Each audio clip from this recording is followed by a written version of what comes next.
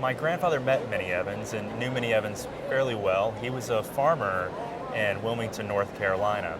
Well, he passed away not too long ago, but everyone knew Minnie as the gatekeeper at Airlie Botanical Gardens down in Wilmington. And as the gatekeeper, many guests would see her. My mom also saw her as well.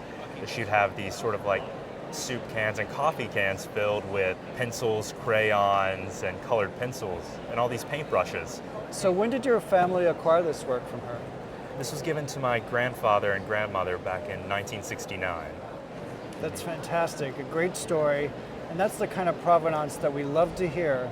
With many African American artists, we don't necessarily know the story, the background, and especially as you have this family connection. This is really a very typical work of hers.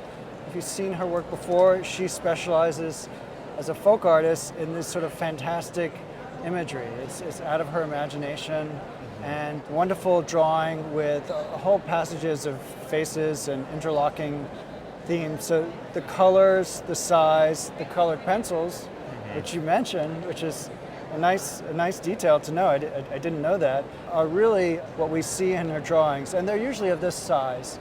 They were collected by people who came down to visit her, and she did have a solo exhibition at the Whitney Museum and really gained prominence. A work of this size with color pencils and this imagery is fairly typical. The condition looks good, there's minor wear at the edges, but the colors are still bright, which is the important thing. Has it been like this for a while?